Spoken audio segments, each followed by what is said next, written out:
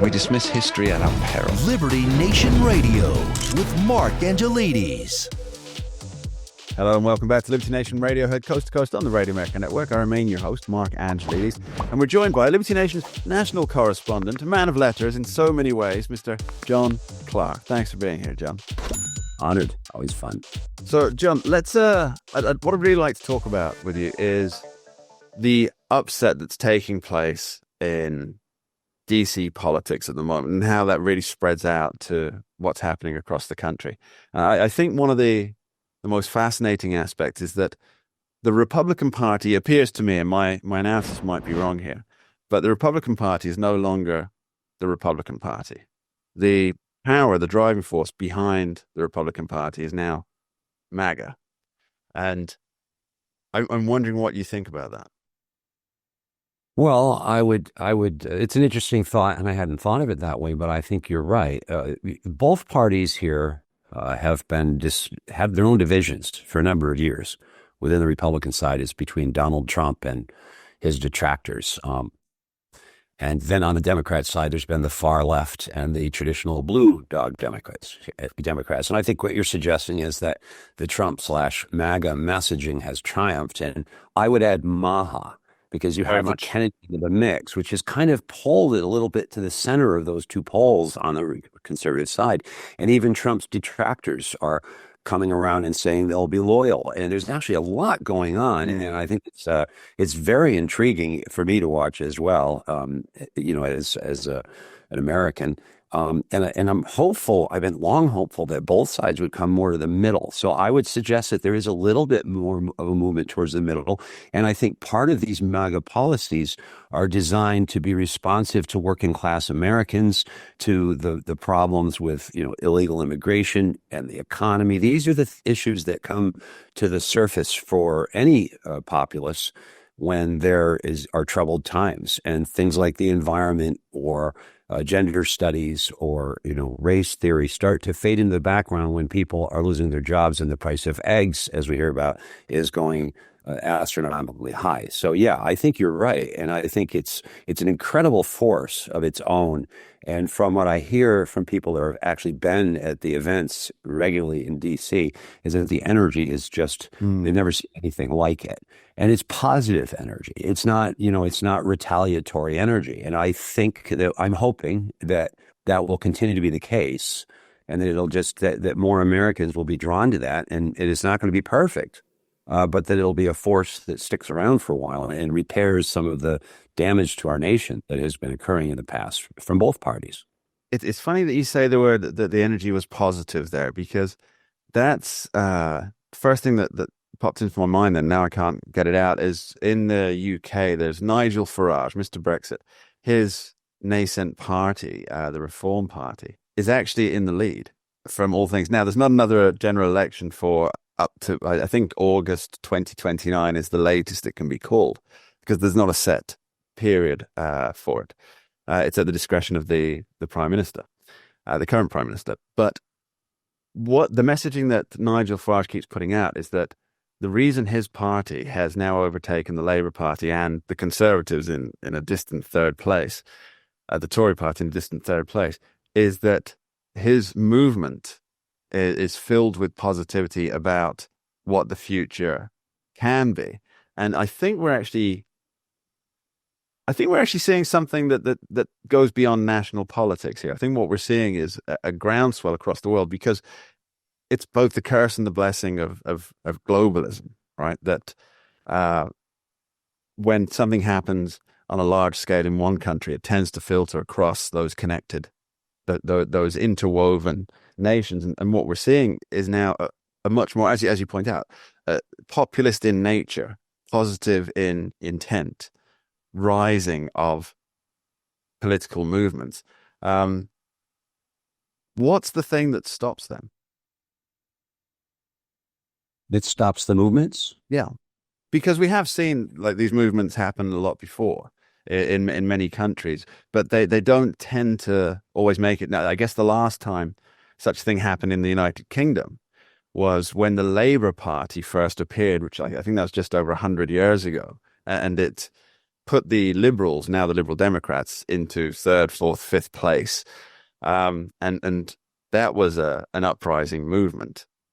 But we don't see it often. It's like once every 100 years or something. Yeah, I just wanted to, understand. I actually think this one's here to stay. And you've said some very interesting things to me because I've been a political observer and somewhat student of politics really my whole life because it impacts our lives. I think this one's here to stay. And when you mention globalism, I think that's part of this. Globalism ultimately, Wendell Berry has observed, is the greatest weapon of mass destruction ever created by man because it dissolves culture. Yep. It attacks culture. It also destroys economies. Europe and the U.S. are looking at, total free markets are really hurting farmers. Do you really want to export your food production to China and India and eat that in trust? And I don't, well, I mean, we have history of sometimes not being able to trust those products. So I think part of this is a populism that is maybe driven by a certain attachment to national identity. In Europe and here, we have immigration problems. Here's huge blowback. And I follow the British news a little bit, and I see the stories about gangs attacking people. And if the party in power is perceived to be protecting those people instead of the common man. I mean, this is all interwoven, but also at core, who's going to support the working class? No party really does well supporting only the elites. Marie Antoinette could show us a little about that. And so I think this has legs in answer to your question. And then the mainstream media, perhaps, and those in power try to portray this as right-wing some kind of right-wing threat. And this I see all over Europe. I see this in France. I see it in, what's happening in the French media, as in Holland, as farmers move to conservative parties to try to conserve their land, their values, and their traditions, and even, their very livelihoods. They start getting labeled as somehow far-right extremists, as if populism is always bad and always from the right. I think the Russian Revolution would be regarded as populist, and it didn't come from the right, I don't think. So I think that a lot of it has to do not even just with money, which people's wallets in the past have been a big motivator for votes. They care about the environment until they can't pay their taxes or buy their eggs, as we say. So, but I think it's deeper than that. And I see that in the UK, and I'm not there, but having lived there, it's changed dramatically, and its cultural is under assault. And so there's another guy I'd reference here named Douglas Murray, and his The War on the West talks about Fantastic author, yeah. Fantastic author. Fantastic author, fantastic book. I recommend it to people. Jackie's read it as well. And it really, it uses this through the lens of his brain, how we can see with his great knowledge, that this really is an assault on Western values and Western culture that transcends the individual nations and maybe even that nationalism, if, again, that bad word of nationalism. And I think he's right. And I think people are sick of the self-hatred and the contempt. And you talk about negativity. That's very negative. It's very damaging. And I'll quote one more guy named Malcolm X. He said, "You cannot hate the root without hating the tree." And people are sick of hating both the root and the tree, and they want to put leaves back on it and water the roots. And I think that's what's happening in many parts of the world. And frankly, I think America has a big place to play in leading that. And Richard Legutko, who's a friend that I write with and has written a book about this called The Demon in Democracy. And he's talking about neoliberalism is not classical liberalism, and it's a toxic threat, and that it's already dominating Europe, and it'll be up to the U.S. to save the world from a globalist, totalitarianism. I think that's what's got a lot of people at the WEF and the global corporate level a little concerned about these upstart Americans reclaiming their constitution and their liberties and their patriotism. So that's my take on it. How dare they? Maybe you'll see it there too. I think that's why they'll attack Nigel. What a couple of things that spring to mind off what you said there. One is that it's actually these pockets of nationalism within a globalist system.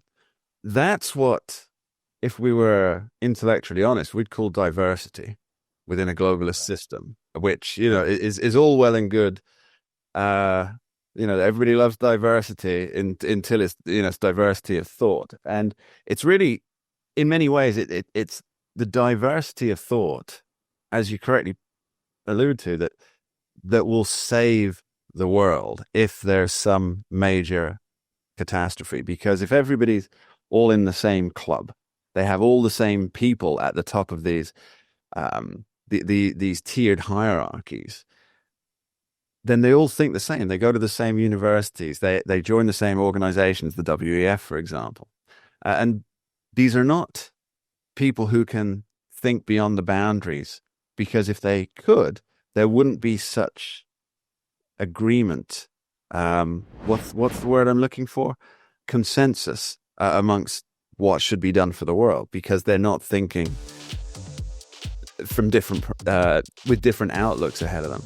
And yeah, I think that's fascinating that the left hails diversity unless it's diversity of thought, which is a worrying and telling sign for the future. Now, we're going to come back with this conversation after this short break. Don't go anywhere. We dismiss history at our peril. Liberty Nation Radio with Mark Angelides.